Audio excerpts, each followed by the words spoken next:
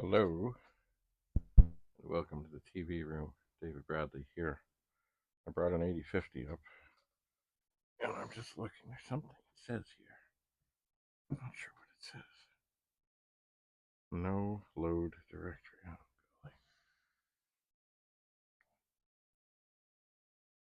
Well, from what I was told when I got this drive, one drive worked, one drive didn't. All right. Monitor on. Hook up the video. Oh, by the way, what we're doing today is I have here, I suppose I could take it out and show it to you in case you've not been following. I have here an RTC V-Link, which is like a C-Link for a Vic. Simple, really. What does it do? It lets... Oh. Excuse me. I did not start the camera. Anyway, what this does is it lets you use IEEE drives with a Vic-20. Now, I'm not sure how many people did this. I'm not sure. But certainly, way back when, in the PET days, there was a lot of people that wanted to get the new machines, but they certainly were not interested in spending a whole bunch of money on a 1541 because they had expensive dual drives already. They did. So they did not want anything to do with, oh yeah, I'll just go spend. Anyway, they wanted an interface, and people made interfaces. So this is a PET IEEE cable. PET, this goes on a disk drive. In this case, it goes on the V-Link, and this end goes on the disk drive. Now I'm going to, it has screws, I'm going to screw it down. I am. So I think we're ready to turn this on. I think. Okay, now I'm going to turn this drive on and look at the lights. Okay, they do what they should do. Oh, isn't that interesting?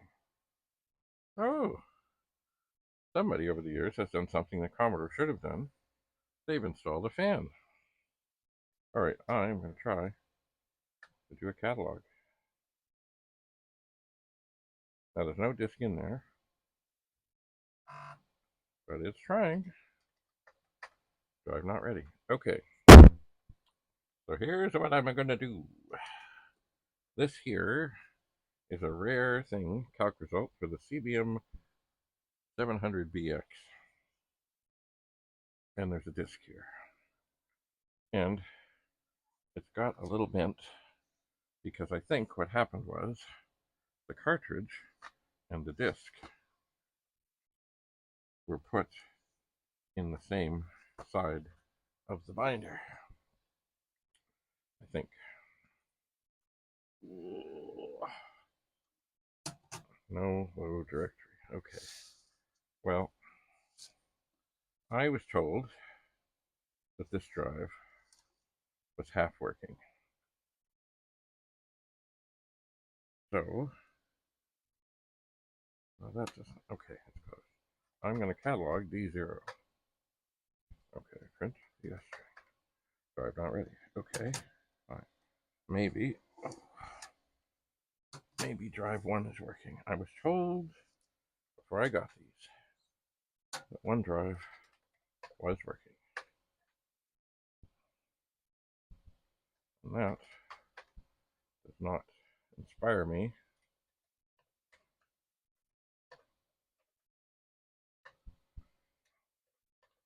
with hope.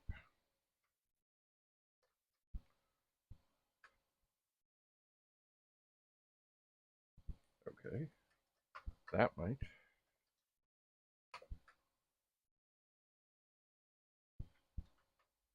Uh-huh.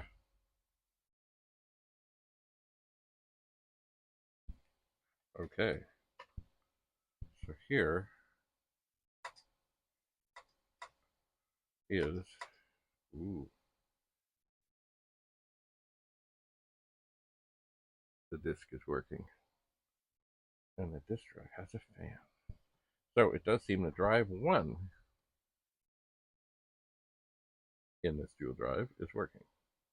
And this disk, it reads, made by Hendrick. They're the same people that made the Vic switch.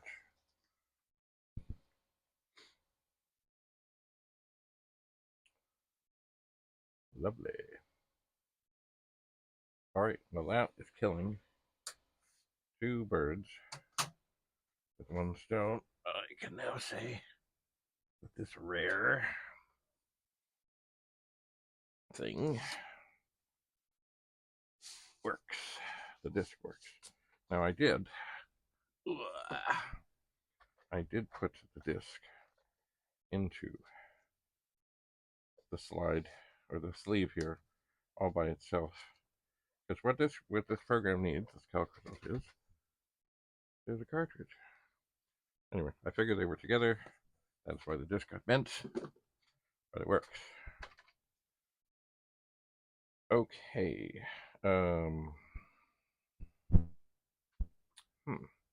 Let's turn this back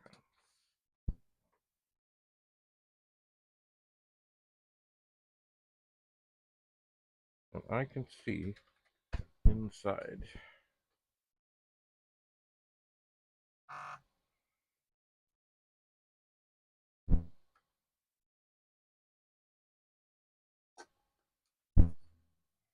And I can see the drive 0 is not spinning. Anyway, what I'm going to try here, I have here a blank disk. I'm going to put it in here, and I know it won't read because it won't. Why? Because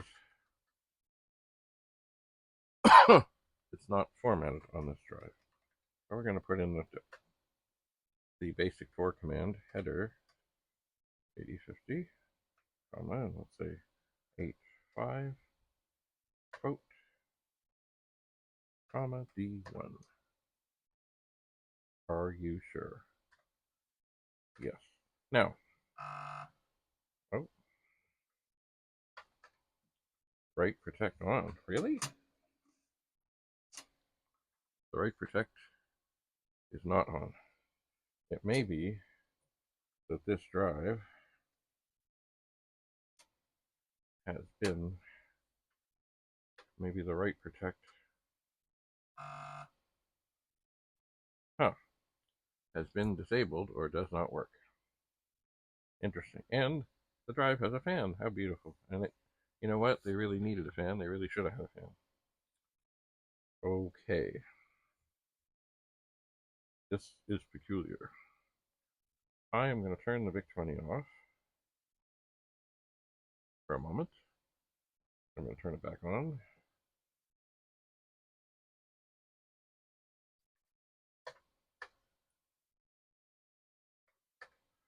Drive not ready. Of course it's not ready because it thinks that the write protect is on. When, of course, it isn't. All right. Cheers.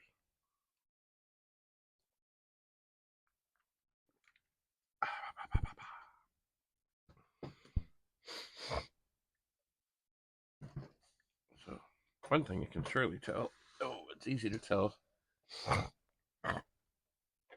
when a disk drive with a fan is turned off because it's really quiet. All right, so there seems to be only one screw Holding this shut.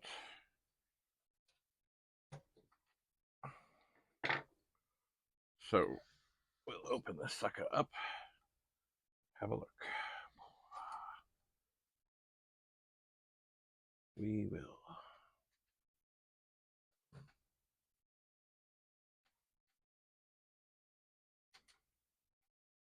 Wow.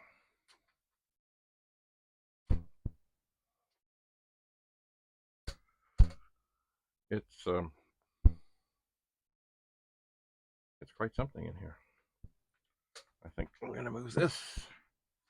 I think if I can. Oh, come on, come on, come on. Don't be trapped by the wires. I think I'm going to move this over too. Now, to me, it's funny.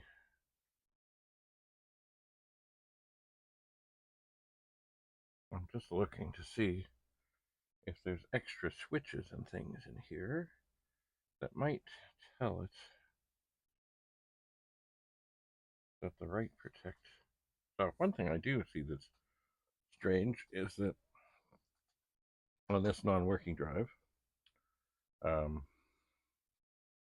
right protect thing, the place it plugs in, is very straight up and down. And this one, it's quite twisted. It is.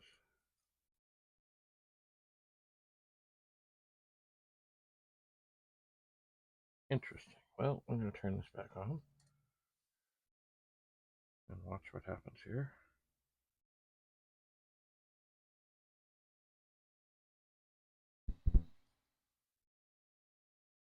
And indeed, drive 0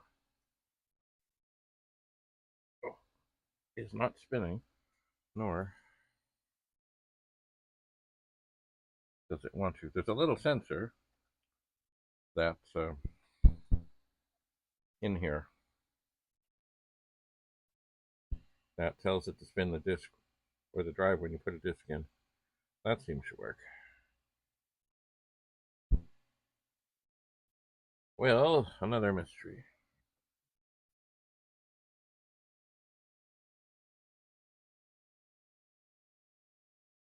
No node directory. Well, I don't really want to dig into this too terribly much. I don't. But you know, somewhere around here, and I have no idea where at this moment, I do have, there was a bunch of discs, from the world of Commodore, likely from the collection that belonged to Mr. Luff, who died. And they did say 8050. But right now, they're probably all covered in stuff. They probably are. Oh, by the way, the fan, it looks an awful lot like the little fan that I rescued and put new wires on. Right up in the top here, it's got 4 connections, 3 screws, 1 zip tie. And it does a beautiful job at getting the air out of there. I have a bunch of 8050s I have to go through. I'm confident I can get things resolved with many of them, including this one.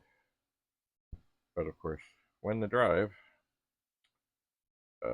when it won't spin, there's a number of things. I'm going to just try and see. Yeah, this one here, I can spin it with my thumb. This one here, oh, maybe I can a little bit. A little bit. But it may be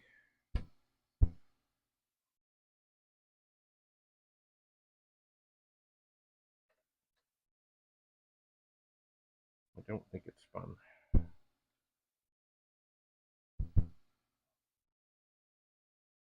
And it just knows it's... Anyway, I will torture it a bit.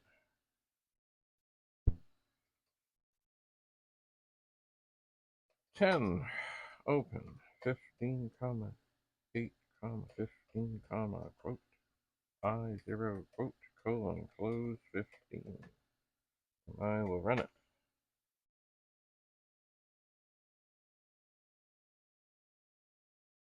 I will put in 20, print DS string, and then we'll put in 30, go to 10.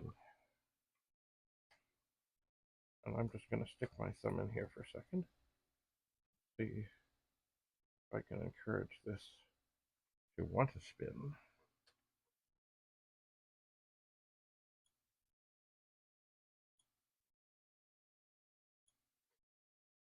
And it has no interest in spinning. None at all. Which, well, if the disk drive is not spinning, it's not going to work. Funny, there's some other cardboard stuff in here. Not sure what this is. Anyway, if it's not going to spin, it's not going to do anything. No way, no how. This could be as simple as the belt has fallen off or corroded off. The head is moving back and forth. This is encouraging.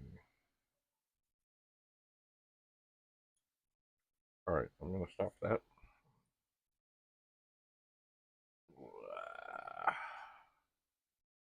I'm going to put this down. And because I do have one disk here that I know is working, and it doesn't matter that it's write protected because, well, the thing won't write anyway. I'm going to change this line to line 15 and change it so now it's going to initialize this drive and then this one. Oh, I guess I could put in line 12, print DS string. It's funny how little programs suddenly grow. And because I know it will work, I'll put in line 22, catalog D1.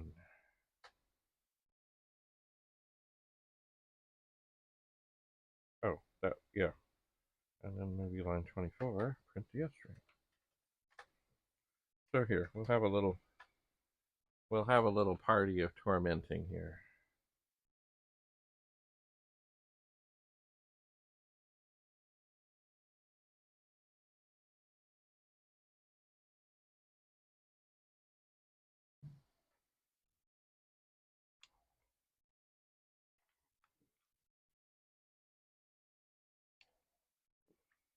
It's funny.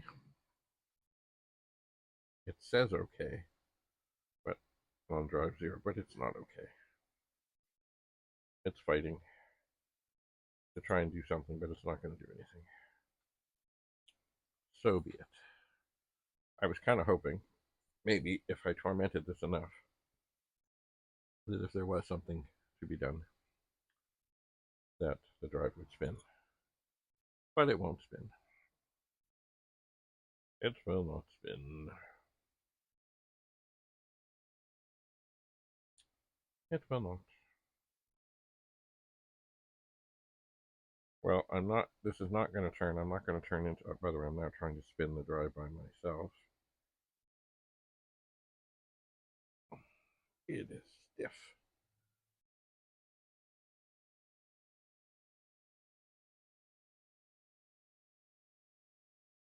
Anyway, the main thing I was here to do was test the V-Link, and the V-Link is working fine. You know, I had a thought. I did, as I do once in a while. And I thought, and it's funny, you know, I had the C-Link forever and ever and ever, and we used it on the bulletin board. And we just always had IEEE drives hooked up. I didn't even know that there was the serial command. So I'm thinking that it would be possible, when running a bulletin board, I think,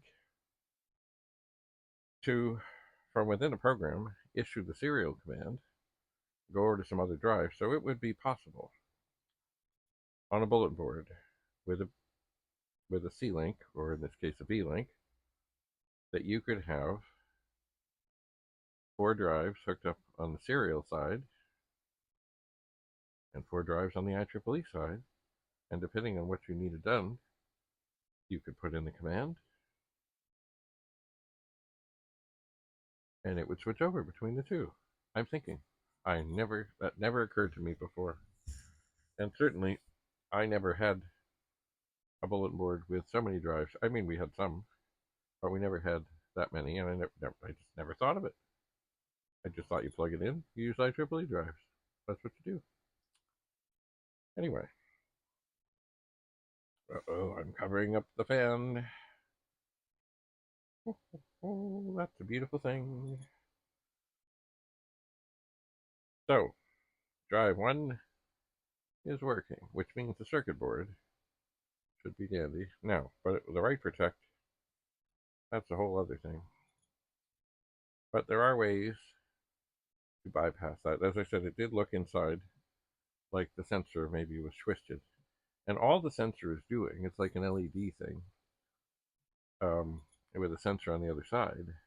And if it can't see the light, then it figures the disk is write protected. So it may be what I just have to do is pull the plug off and trick it, I think. Anyway, I wished that I could try and format a disk. I wished I could. You see, actually, going back to the write protect thing, on the one drive that I have that has the funny switches, it has a switch that's broken. That's for the device number. And then it has a switch that's just dandy. And that was for the write protect thing. And it worked fine. So you could disable that. I'm not sure exactly why you would want to or why you would need to. But anyway, you could. I guess one of the things was if you wanted to make discs and not notch like you could get discs that didn't have any notches. And maybe if you wanted to be able to write onto them without having to diddle around and put write protect stickers, because you see write protect stickers, they're fine, they're dandy, but they stick sometimes. Sometimes they come a little bit undone, and then they get stuck. So maybe if you were doing stuff on discs that were never from the factory notched, or you wanted to do the back, or you were doing something and you didn't want somebody to mess it up and write to it, then you didn't want the thing to be able to be written to, so you would want to write to it in a way that would leave the disk unsnipped, unmessed with, to prevent other people from accidentally doing things they shouldn't do.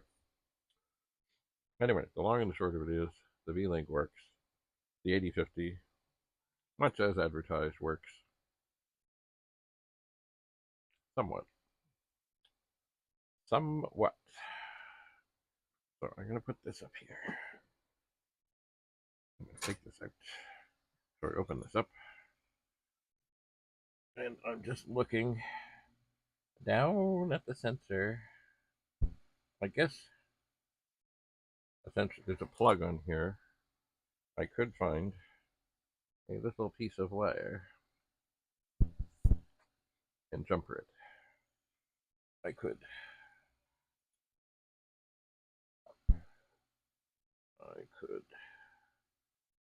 So, but I'm not going to do that right yet. I suppose more investigation is required. But this drive does seem to work okay. I wonder what kind of disk drives are in this. It's been a while. Mostly I've worked on 4040s. But I know I'm going to work on 8050s. Because I have a bunch. Funny, the 4040s, the control board is on drive 1, and this one has nothing. But I can see why they would do it differently here, because the power supply on this side takes up a lot of space. It does.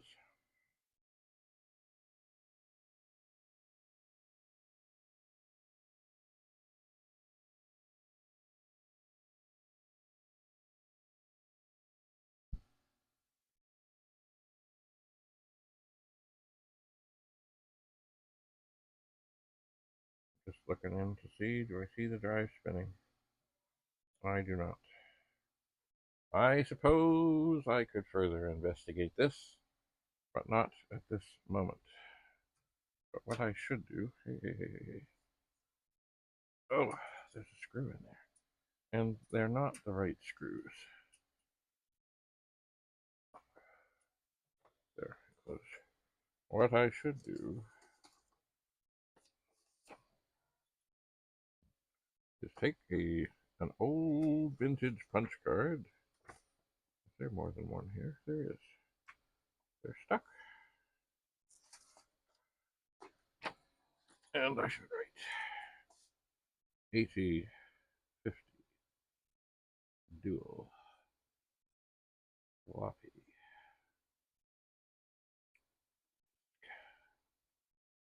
drive, 2024, World of Commodore. Drive 0 does not spin. Drive 1 reads, but has a right protect error.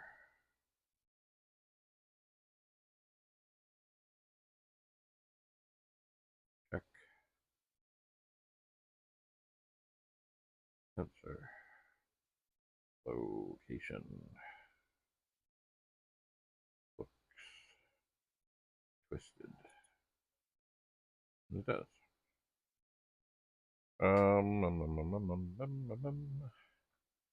Has cooling fan installed. That was good. It's good because, you know, drives, they got hot. They did. You know what? I can't get the serial number at this moment. I just can't. So I won't. I just won't. So I can't. Alright. Well, this is being tormented. I'm curious, of course, because I'm curious to find out. There was another 8050 that I got at the show. There was. I'm curious to see if I brought that up, if I could actually format a disk in it. Once again, I knew that one drive supposedly worked in each one, but I don't know what was wrong. I shall ponder this. But once again, of course, why are we here really? To test the V-Link. And the V-Link was made by Richfield Telecommunications, where you could get an oven element as well as something for your computer. Peter Smith was the man, also known as Mr. Green Jeans. He would often wear basically almost like a flight suit, coveralls. And he was a very intriguing, very interesting character. My brother and I got our first pet there, and then we got our second one there because we traded our first one in. He said, within 90 days, you can bring it back. You can, and the entire rental price will be applied to the purchase of the other machine. And that's what we did. We came back on the 90th day. And we did.